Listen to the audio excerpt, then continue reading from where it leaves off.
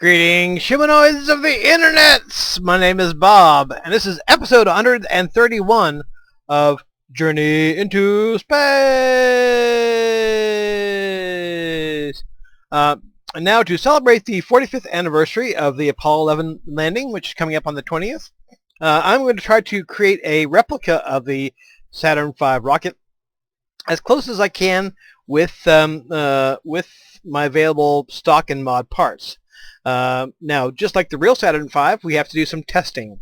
So our first stage of first part of our testing is this fairing here actually clips into the service module here.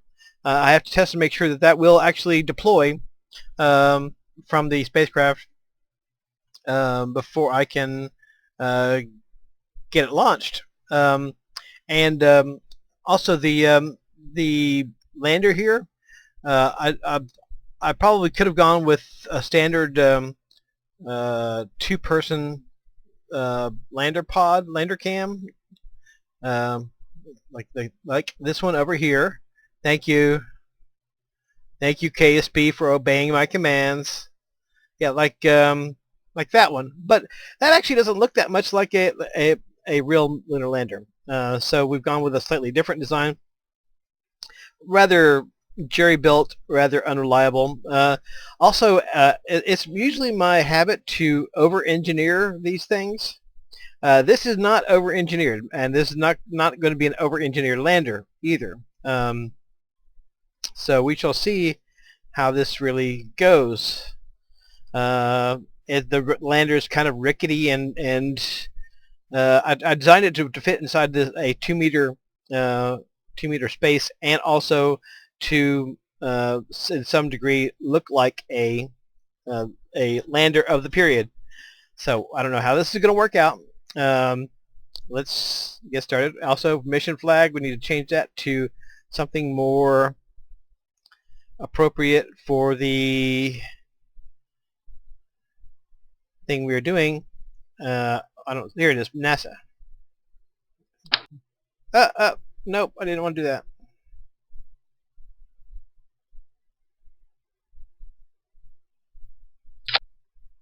Okay. So first step is we're going to test to see if these fairings will remove themselves without removing other parts of the vehicle, and also we're going to test and see test the launch escape system, which you see up here. So let's get started. Okay, we have the original gang with us, Bill, Jebediah, and Bob. Very cool. Let's go ahead and drop this lower thing here. And crossing our fingers, drop the fairing, which almost sort of worked. Let's see if there was any damage. Nope, everything appears to be acting normally. Okay, so now we're going to test the abort system. Could be interesting. Okay.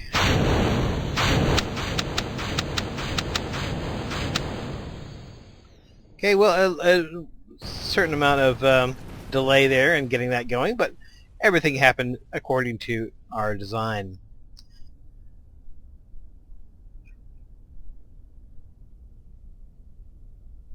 Okay.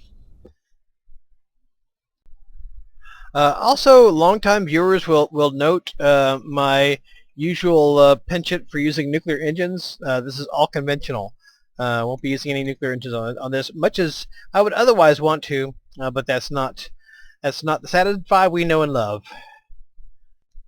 Also note that the first and second stages of the actual Saturn V rocket used 5 engines each. The Saturn V first stage used what was it? 5 of the there was 5 of the F1 engines on the first stage, 5 of the, I think it was J2 engines on the second stage. Normally, on KSP, I would never do that. However, to add a extra layer of needless complexity, and also to try to be more accurate to what the Saturn V was, I will attempt to do that. We will see whether that works out or not. Okay, here we go. Something I want to emphasize here is that this is not normally the way I would build a spacecraft in a KSP. This is, in terms of KSP design, this is a bad design. However, my main objective was not to have the optimal KSP design, but to, insofar as it was possible, reproduce the Saturn V spacecraft. So I have 5 main engines here. I have 5 second stage engines in here. I did have to put a fairing over this in order to cover up the engines because otherwise they would have been exposed. So there was a little bit of a trade-off there. Obviously with the Saturn V there was not a fairing here, but that was just to cover up the engines. There wasn't a fairing like this, put it that way. So there's that.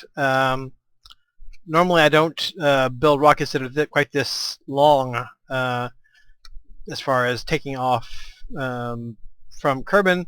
That's got quite a length to width ratio there, but it is kind of shit. It is kind of shit. Damn it! I somehow or other it failed to recognize that this is not the right flag, but this is the mission flag anyway. Hold on.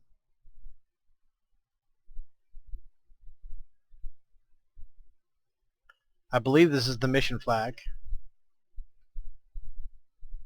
Yeah, it must have been because these things go with mission. Never mind. Okay, let's go ahead and get started. And again, this is not a design I would normally make in KSP, but it is actually kind of challenging in the sense of having to have an external restraint to what you're making, because normally me going to the moon would be pretty trivial. I mean, I've been playing KSP for a long time now. Going to the moon is not a big deal, but having to go to the moon with a certain number of artificial restraints put on you is maybe a little bit different deal. So we'll see how this goes. And somebody is beeping me. That was a friend who I actually originally first connected up with via YouTube, who was actually someone who liked my YouTube videos, and we hooked up via Facebook. You may have seen me recording a video. I did a video playing Guns of Icarus online with him once. Name is Will. I forget what his tag is on YouTube. I'm pretty sure it's not Will. Anyway, getting back. Apollo 11 was a morning launch, so that's what we're going to do here. Throttle to maximum, SAS on. Yeah. And again, this is not a typical KSP design for me. It may just blow up. I don't know. In 3, 2, 1, main engine start. And it goes nowhere. That's awesome. Very excellent. Well.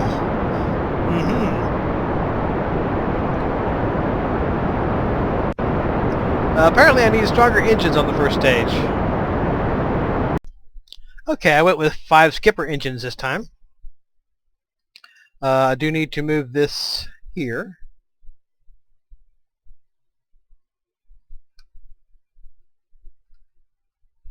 Okay, throttle to maximum, SAS on. In 3, 2, 1, go. And a stately liftoff, rather like the real Saturn V.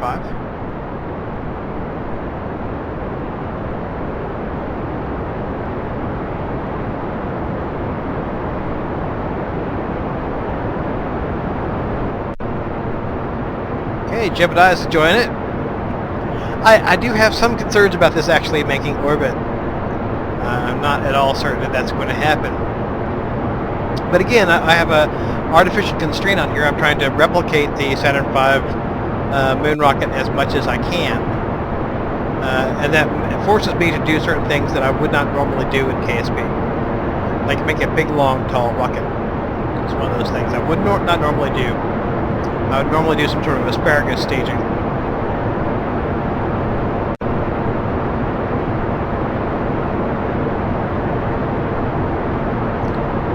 Okay, well I hope to get to 10,000 meters before I have to drop the first stage.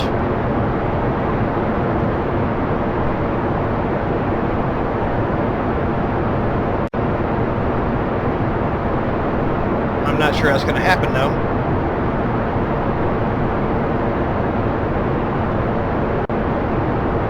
Yeah, I'll get there.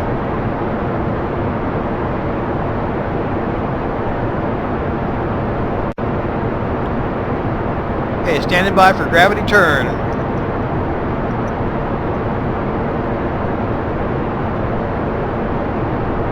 Commencing gravity turn. That is a big long rocket to be trying to move around.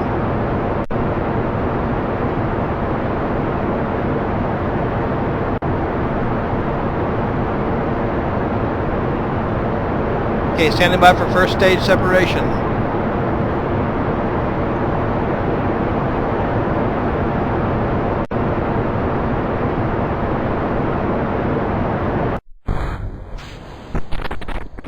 That was interesting.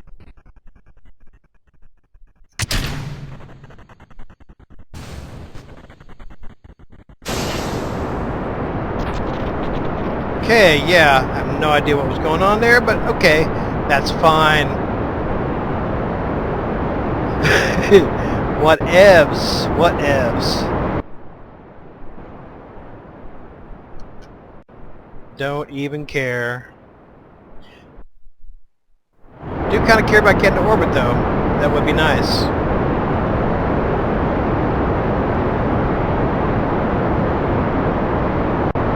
That thing is hanging on there.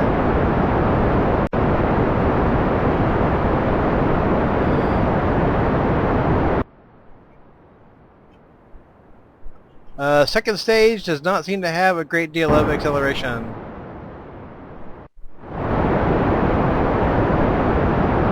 This stage is for the translunar injections. I really don't want to use that to speak of to get in orbit.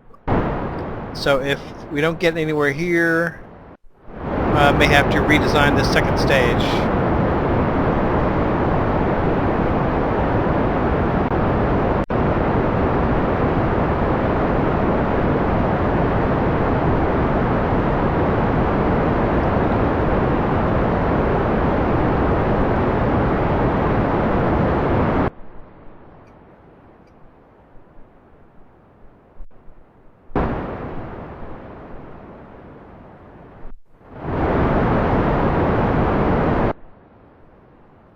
Come on. You can do it. What kind of engines do I have on the second stage? Those guys. Okay.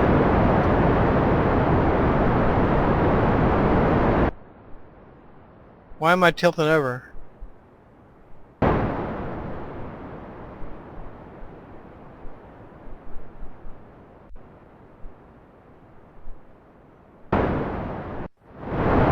Second stage is almost done and I'm not getting to orbit, so I may have to put heavier engines on the second stage. Because this third stage needs to be for translunar injection. Primarily.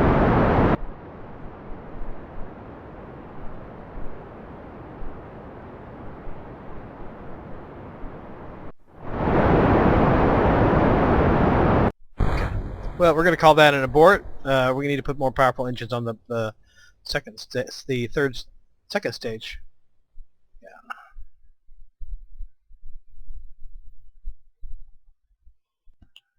Check out the morning eclipse here. Ooh, okay. All right. I went with a more powerful engine on the mainsail. Put a mainsail down here on the first stage. So it's 4 skippers in a mainsail. And I went with a naked, I put a more powerful engine in the center of the second stage, and I got rid of the cowling because that was somewhat messed up. So yeah, I've had to make some compromises with the purity of the Saturn V design, but we'll see how this gets us there. Okay. 5, 4, 3, 2, 1. Main engine start and ignition and blast off. Blast off of the pseudo Apollo 11, and if there were a tower, it would have cleared it by now. Yes.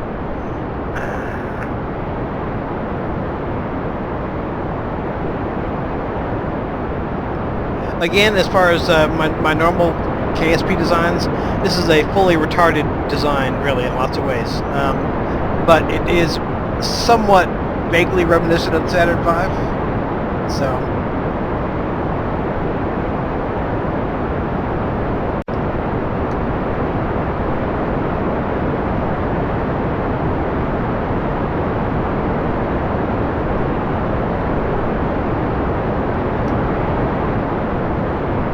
And something that I would like to see more of in KSP is ways to make short-range missions more challenging for more experienced players. Like, you know, if you're going to Duna or Jewel or whatever, that takes a long time in terms of real playing time to get that done.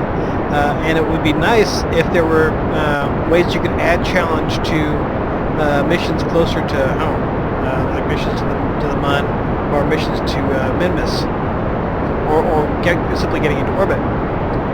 So anything that can add a little complexity or add a little restriction or complication to, I need to do my gravity turn, god damn it.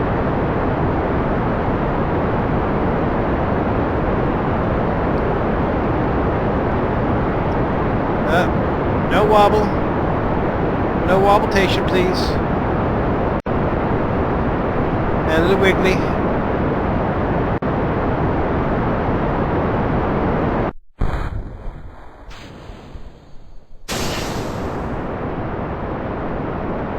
Okay, hopefully that's going to have a little more power.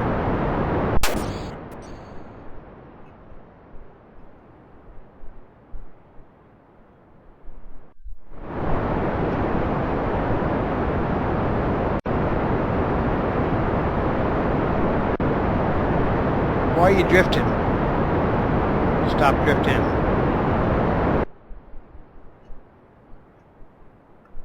More power.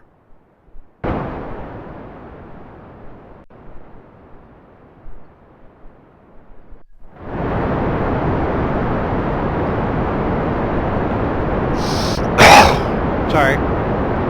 Like I said, I don't want to use this injection stage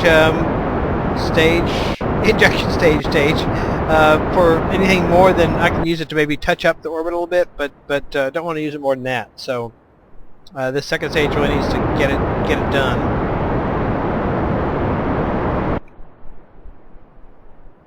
Come on, more power. I need more power. Give her all she's got, Scott.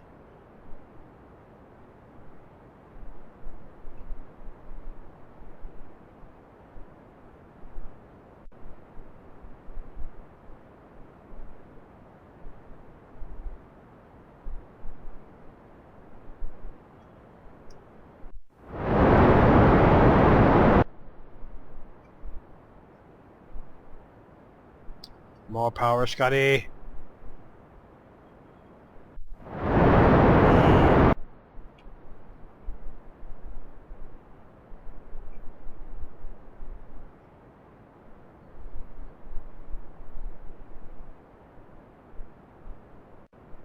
Now, Apollo 11, although people in KSP sometimes do a direct descent to the moon, Apollo 11 did in fact get to orbit first before doing the translunar injection to get to the moon.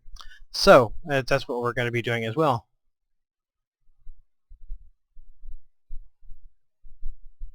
Now, supposedly there's some a geographic coordinate that corresponds to where they landed. That maps onto the Mun. I'm not going to bother to try to land there, even if I assume that, if I know where that is, which I don't. I'm not going to try to land at the exact spot on the Mun that they landed on the moon. I'm just going to find a nice crater somewhere.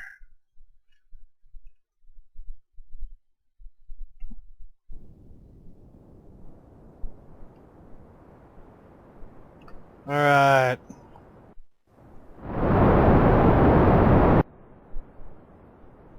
Throttle up.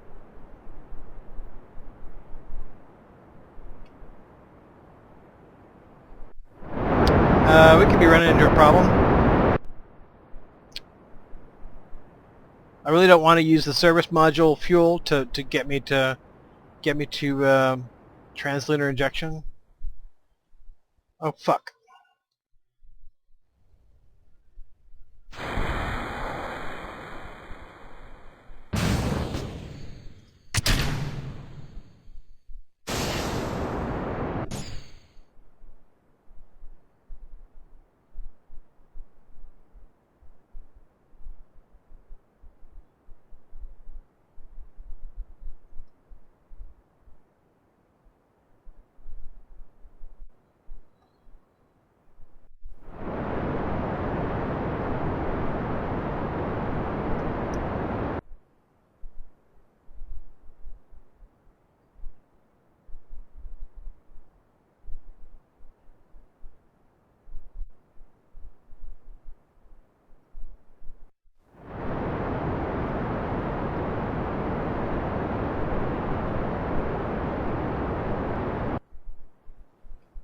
A worst case scenario, I probably could use the service module engine to get me part of the way to the MUN and still have some fuel to come back on. I would rather not do that. And also, of course, that wouldn't be what they did on Apollo.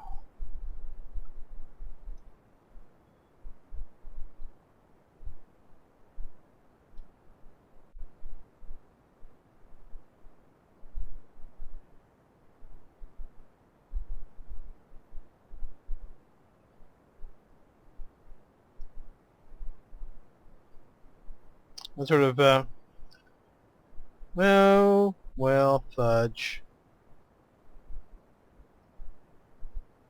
I'm slipping behind the apoapsis again. This type of rocket may have, the Saturn V may have made it a great moon rocket in real life, but this particular reimagining of it for KSP does not make a great moon rocket. It makes a lame moon rocket.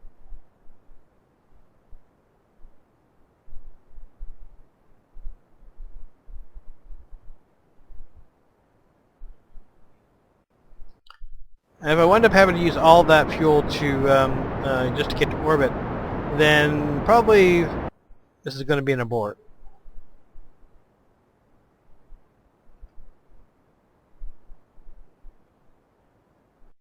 There's still reasonable hope that I can pull this off, but it's not looking real positive right now. Just being absolutely as honest as I can be. I do not have a good feeling about this. Alright, so behind the apoapsis again.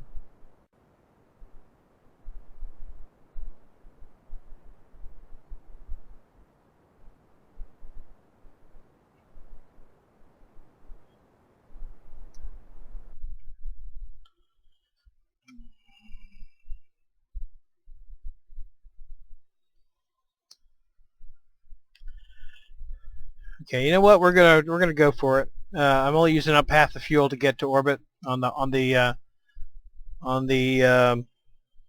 translunar injection stage. So we're gonna go ahead and we're gonna attempt to get to the moon and do our work here. Do our work. It's our work, and we must do it.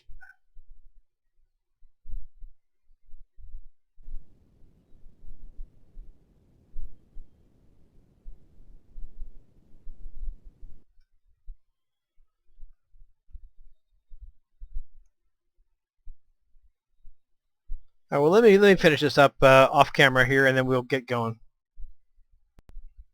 Okay, what I might wind up having to do is start out the translunar injection burn, which may not get me all the way there. Then I pop that off, pop out the lunar module, swing around and hook it up onto here, and then proceed the rest of the way on the service module. Don't know how well that's going to work. We'll see.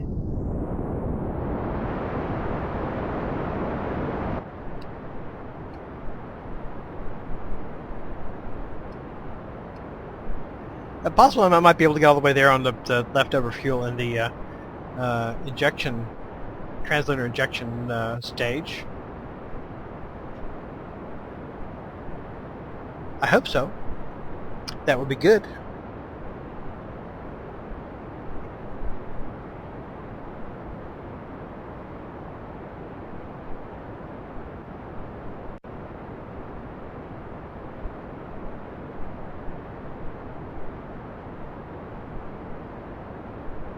There are a number of events that happened on Apollo missions that did not get wide press at the time. For instance, on Apollo 8, Borman tossed his cookies at some point early on in the mission, barfed in the space capsule, so they just basically sort of just cleaned it up, went on about their business, you know. And there was also a incident on one of the Apollo missions where they found a turd floating around in the capsule and had to deal with that. So, you know, it wasn't all glamour and romance and all that. It was, you know, also sometimes you get turds floating around in the space capsule, and you don't want to get that in your mouth or in your lungs or anything like that. So would be a bad thing. And probably, I mean, aside from the great excitement of doing such a space mission, also the conditions of those days spent in the Apollo capsule and on the moon, probably one of the most comfortable place to be, really. Not really luxury suites. Okay, well that took care of my translator injection stage.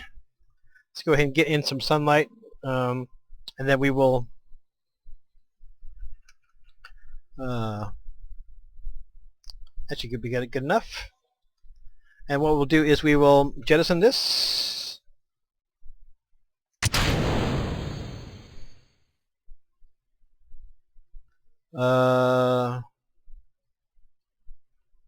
I hope that's this, right? Yeah? Okay.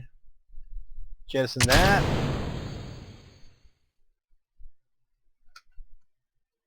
Mm-hmm. Yep. Okay, buddies.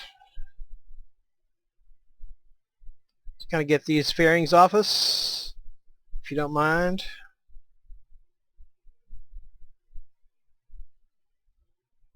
Thank you very much. Okay, now the next one should be that, right? Nope, that should be that, right? Okay.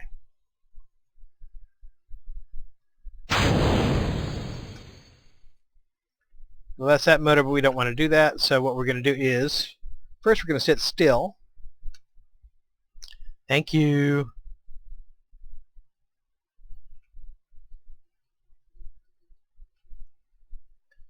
Then we're going to, and granted, this doesn't look that much like the lunar module. No other options I really had there. It wasn't going to look like the lunar module either. So, okay, so let's go ahead and decouple that.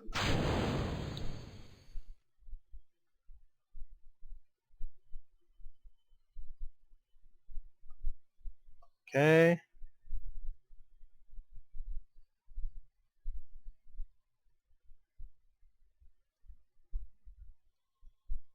Turn the RCS on. Move forward a little bit.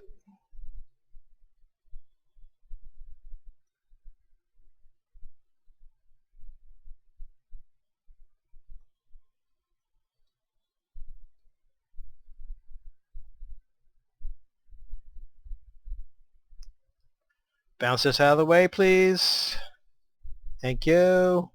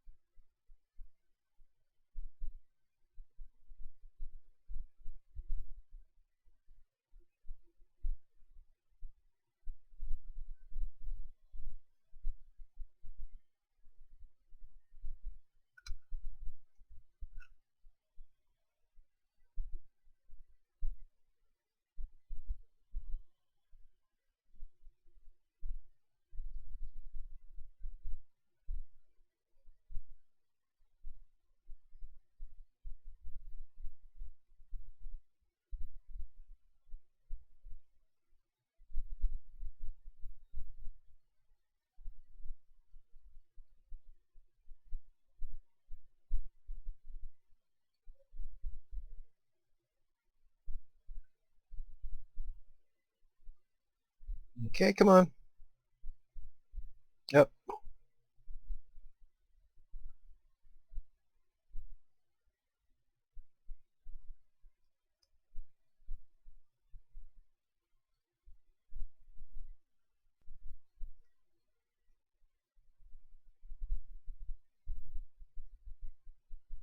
Really don't need to be wasting the monopropellant too much.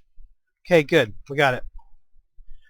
RCS off because we're going to need to have that monopropellant for when we hook these two ships back together again. Definitely don't want to waste it. Okay, so let's go ahead and turn prograde.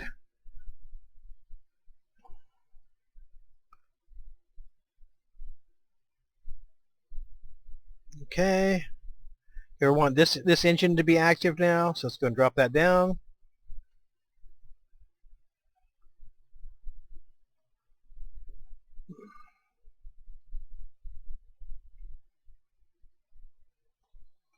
Okay, let's go ahead and try to finish up our burn.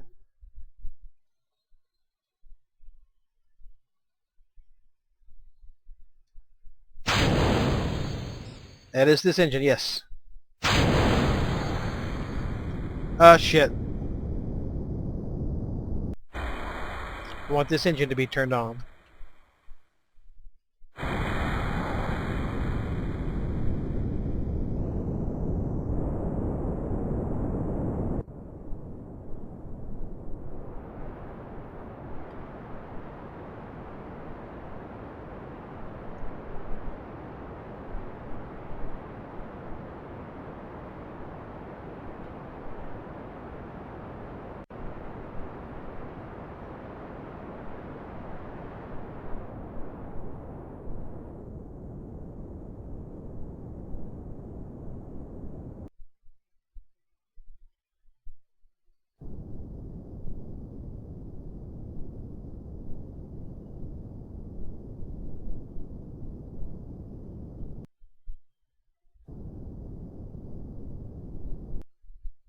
All right, well, let me work on this, and then we will probably restart when we're actually in orbit, ready to disengage the lunar module and have it go down the ground. Okay, we're in orbit. I'm going to go ahead and transfer the guys over and have them land over here somewhere if I can do that in time. Now the lunar lander carries two people, but it carries them in two different pods here. So let's go ahead and we'll have Jebediah EVA.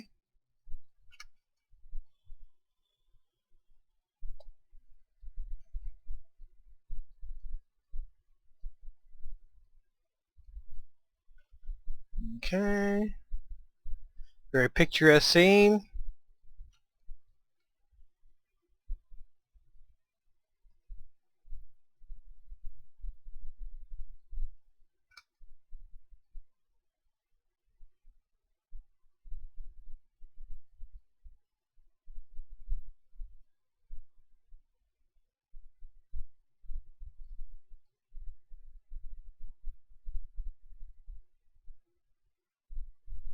All right, so he's in the big one. Let's go ahead and have we'll have Bill go down with him. Bob will be orbiting in the command module.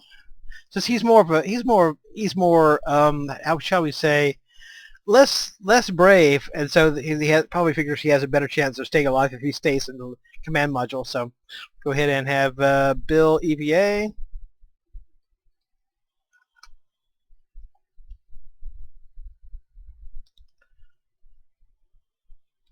Go ahead and put him in the small module.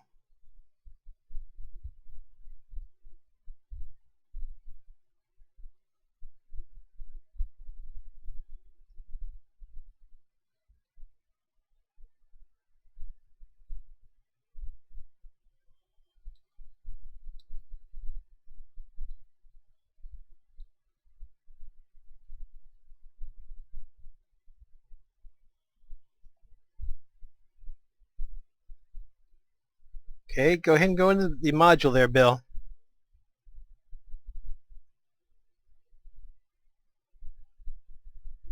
Board, please. Up. Well, you know, sometimes there are mishaps. Stop goofing off there, Bill. Just get your ass in the spacecraft, please.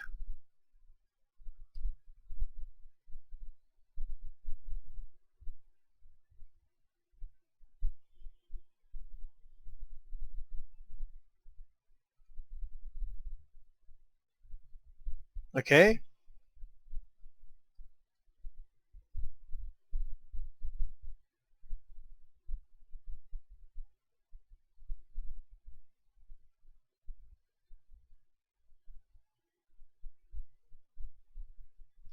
Let's see if we can make this easier for Bill. Do a quick rotation.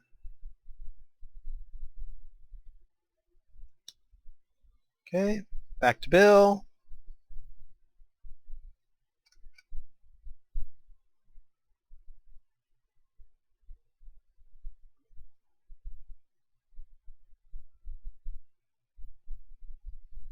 Okay, a little bit. Okay. KSP is freaking out. Okay, stop freaking out, please. Okay, Bill Kerman's in there.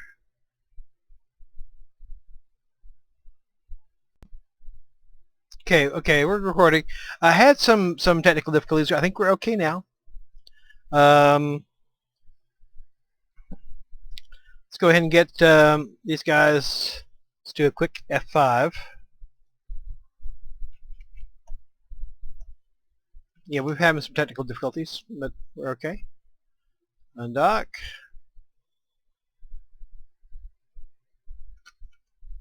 Okay, let's go ahead and get you pointed around retrograde. Yeah. A little bit of freaking out. Nothing too bad, I don't think.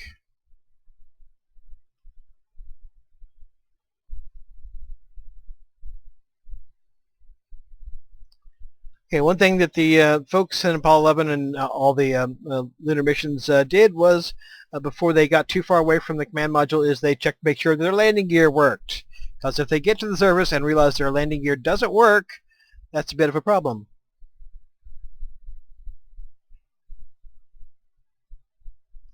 The way that shifted around is a little bit disconcerting, but okay, we're good.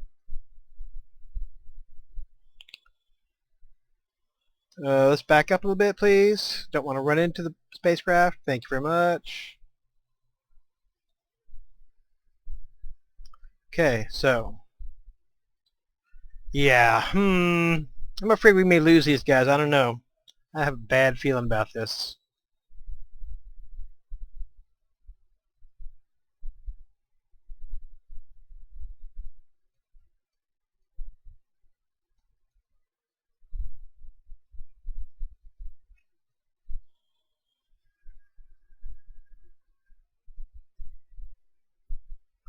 Yeah, this is not engineered up to my usual standards. Honestly, honestly, not engineered up to my usual standards.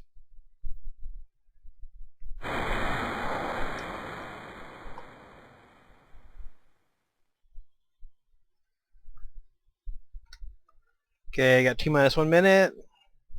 Warp up a little bit here.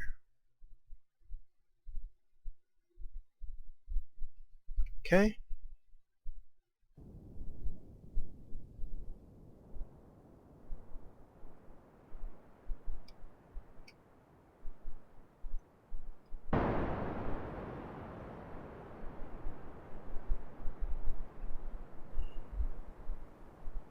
Again, engineered up to my usual standards of how KSP is done. Not so much. Not so much.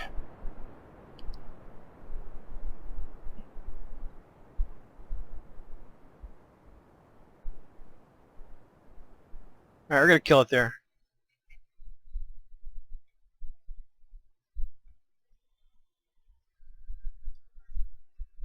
Okay, goodbye, guy. Goodbye, Bob. Hope we'll see you again sometime in this life. But not betting on it. Not betting on it.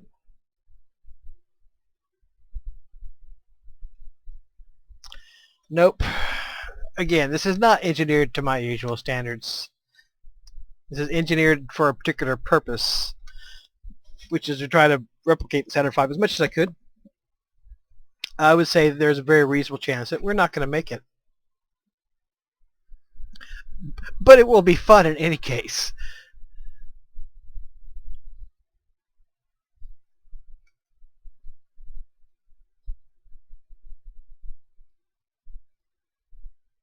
All right, we can start hitting the reverse here.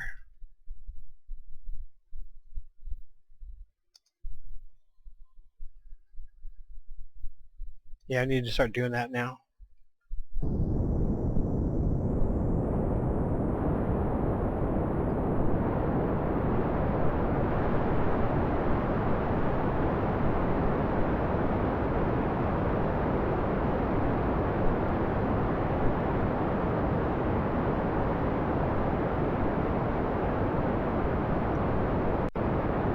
I think you have enough fuel. Turn on the lights. The Lunar Module had radar rangefinders. I don't have that, but I have these little lights here, so that'll work for me. Actually, we do have radar rangefinders in the command pod. And we have those. Yes.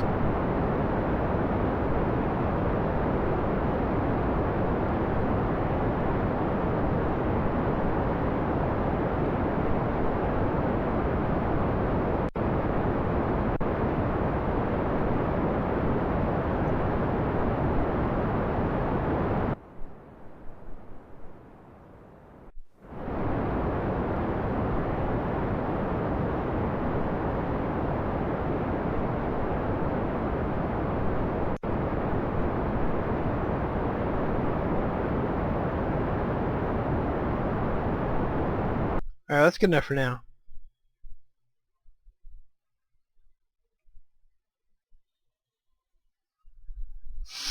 Excuse me.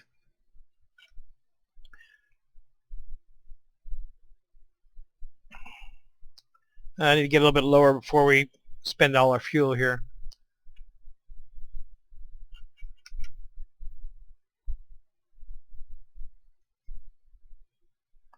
Yep.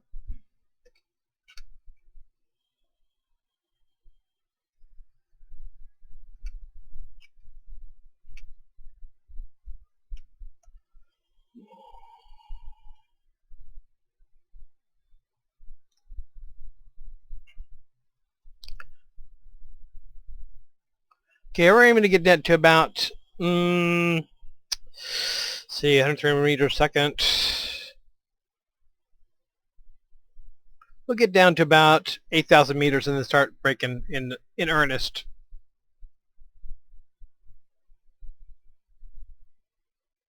Actually, before we do that, let's go ahead and get going straight up and down.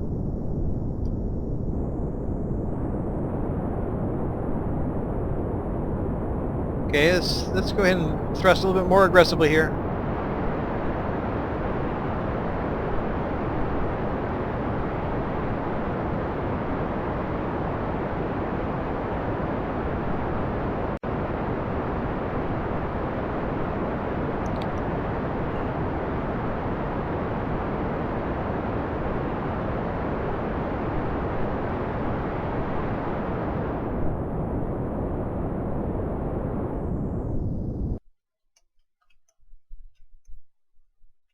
Yeah, I was a little bit worried about our velocity, but I think we should have it covered.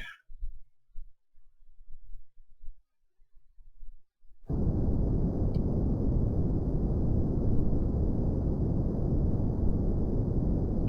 little bit of thrust, just to kind of keep our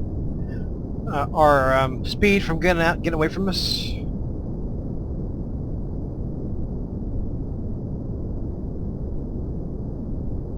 Well, yeah, we're doing okay so far. So far, so good. Okay, get ready on the circuit breakers there, Buzz. I mean, Bill.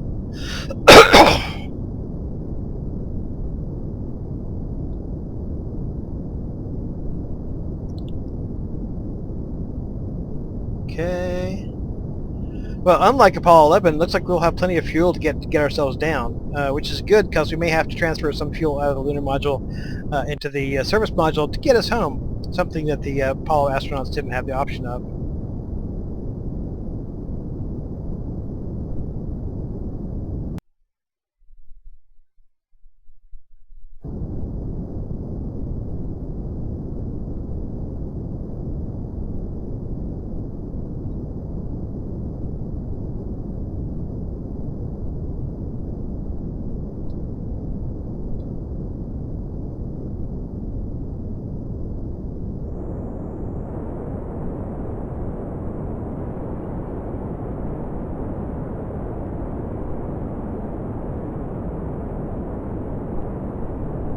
And unlike the Apollo Apollo Lunar Module, shit. Unlike the Apollo Lunar Module, we went into a hover, but that's okay. We have the option of actually taking off with this intact if we have enough fuel in it.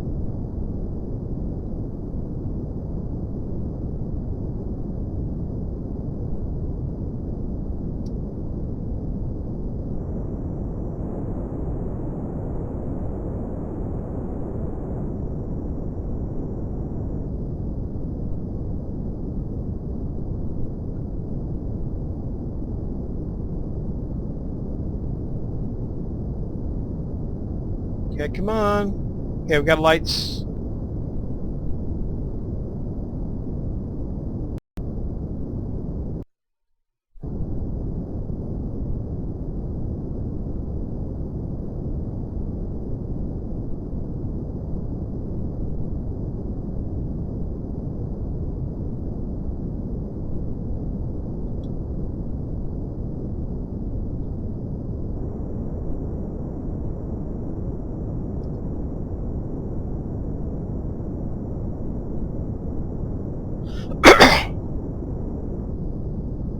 Assuming we come down intact, actually I'll have a respectable amount of fuel in the lower stage.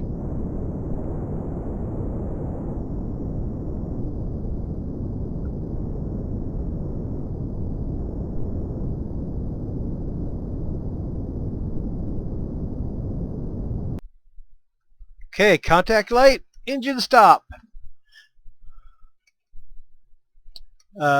Houston, Tranquility Base here. The Seagull has landed. Okay, let's go ahead and let's do an F5. Go ahead and have Jebediah hop on out there.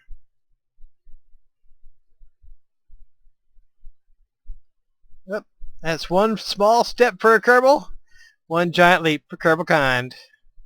Yes, it is. Let's set up the flag right about here. Actually, first we need to get Buzz out because Buzz was actually Bill, because historically Buzz actually got out I think before the flag was set up. So let's go ahead and get Buzz / Bill out here.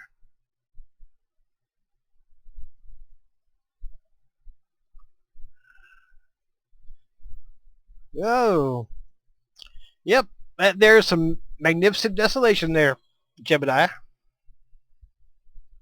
All right. Plant flag.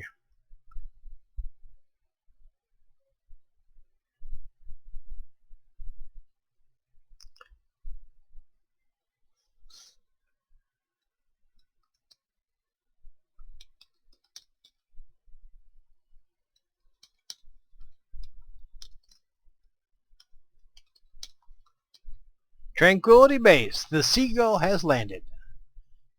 Okay. Let's go ahead and get Jebediah over this way. Turn his lights on.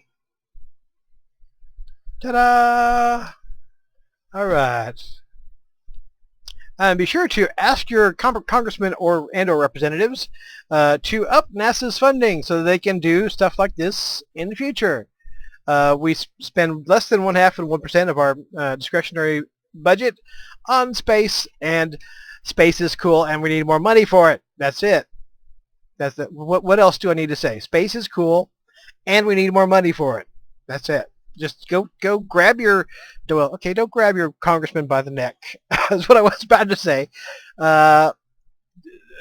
Contact your congresspersons and other elected representatives in a gentle and friendly manner and say, give NASA more money. Now. Do it now. Okay. Well, I'm wondering whether I should just call it quits here because I'm about to have to go do stuff. And although doing the whole rendezvous, we'll do the rendezvous and stuff next time. How about that? But I got some other stuff going on that I want to get done. So we'll leave it there for right now. And we have successfully landed on the Mun with our semi-replica Apollo ship, Granted, this doesn't really look much like the lunar module, but nothing else that I would have made did look like the lunar module. So this it looks weird. So in that respect, it does look like the lunar module. So all right, that's all for this time. And until next time, hasta la vista. Adios. Watch those insoles. There you go.